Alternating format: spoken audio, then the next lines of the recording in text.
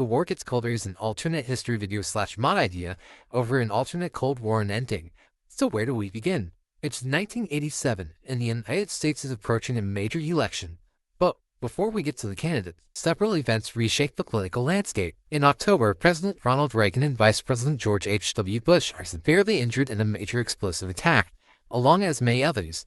This is very different and much sooner than in our own timeline. Both men remain in intensive care for months, leaving the U.S. effectively without leadership for a crucial period. During this time, Bush's vice presidential pick, Dan Quayle, is pushed forward as a new Republican nominee for the upcoming election. Now, at the same time, the 1987 stock market crash spirals into a global depression, which occurs differently due to massive debts and there being no president.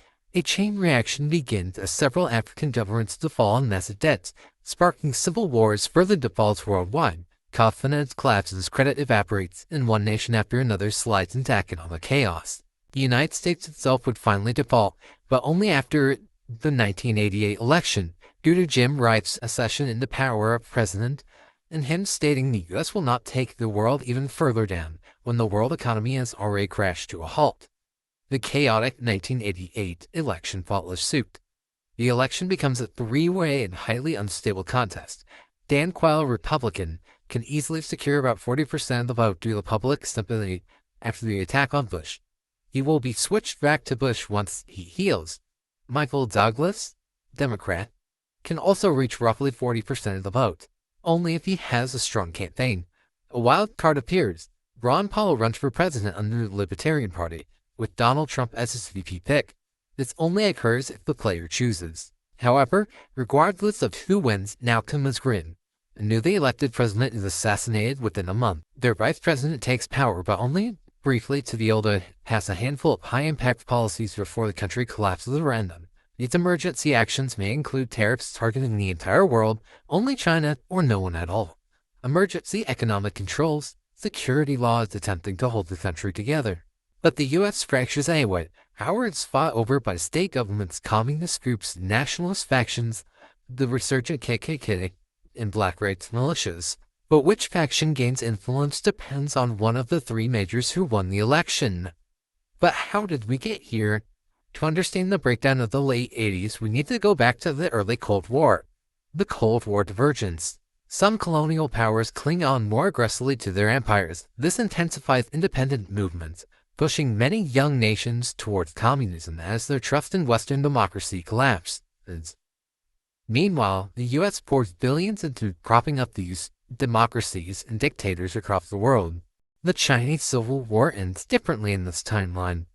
The United States becomes deeply involved in the Chinese Civil War. When communist forces rapidly seize northern China after World War II, Washington threatens nuclear strikes to prevent total nationalist collapse. Beijing reluctantly signs a treaty, leaving parts of southern China under nationalist control. The Korean War escalates. When the Korean War erupts, Communist China would intervene to prevent the peninsula from becoming a U.S. puppet. When a united emergency UN task force was called in by the U.S. would threaten nuclear retaliation if China attacks deeper into Korea. After the UN task force just pushed north, China calls the bluff and barely pushes into the south. The U.S. responds by nuking a North Korean city, warning China that they only have one chance to withdraw. China backs down, but establishes a puppet of North Korea of its own, horrifying the Soviets and triggering an earlier Sino-Soviet split. Domestic upheaval in America. The civil rights movement exploded into violence in 1963, and Martin Luther King Jr. is assassinated during his I Have a Dream speech. Peaceful protests collapse overnight. Within days, racist police leaders and segregational politicians are assassinated, and their homes and vehicles are torched. President Lyndon B. Johnson deploys the National Guard as multiple southern states burn. The space race intensifies. The space race becomes far more competitive. In 1968, the Soviets attempt to do a moon landing, but their rocket explodes due to a simple bolt not being tightened. The U.S. successfully lands on the moon in 1969, but leaked intelligence reveals the Soviets plan a lunar landing by 1970, as well as a moon base by 1973. An attempt by the Soviets in 1970 fails due to technical problems. This ignites a new phase of the space race. NASA receives emergency funding to build an American moon base by 1973. Construction starts and is finished by 1975, just 3 months before the planned Soviet one would finish. Both nations pour enormous resources into lunar construction, with the American moon base being much more high-tech. Asia in the 1960s. The Indo-Pakistan War of 1965. In the Indo-Pakistan War of 1965, India would lose Kashmir. This would ultimately trigger massive riots. Public fury at government failure allows for a coalition of communists, socialists, and libertarians to seize control of New Delhi. Jyoti Basu would end up becoming the leader of India. His policies would see the rise of Indian agriculture and strong governance. Although the industry would see some decline, political violence would rise. Vietnam. Though initially a French conflict, the U.S. escalates dramatically in 1964, launching a massive bombing campaign and deploying many more troops. Nationalist Chinese forces assist with large-scale firebombings in the north. Eventually, both sides sign a peace treaty, with no clear victor and enormous devastation on both sides. Brazil. By 1987, João Figueiredo would finally bring democracy to Brazil. João Figueiredo would end his short dictatorship by ending political persecution, freeing political prisoners, and would establish industrial campaigns. His industrial programs would start to see the economy and daily life improve.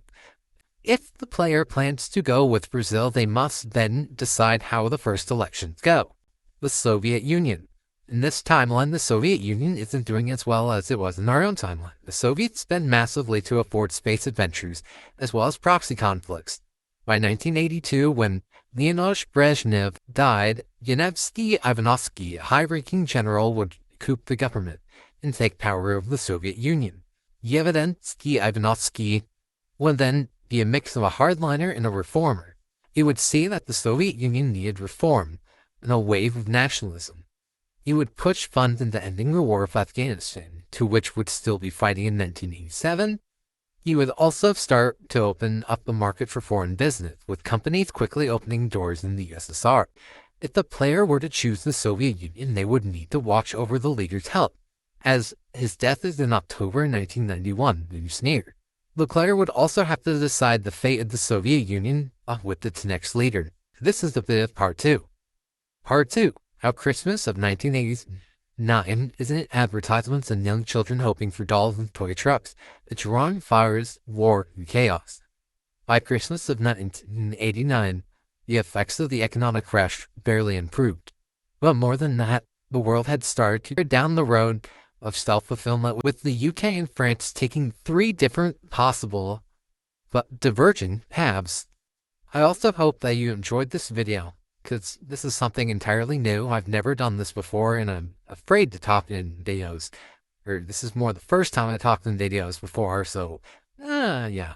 And then also, if you wanted to know, This is how bad my voice sounds with this microphone or with this headset. I don't know why, so that's why I'm using an AI voice.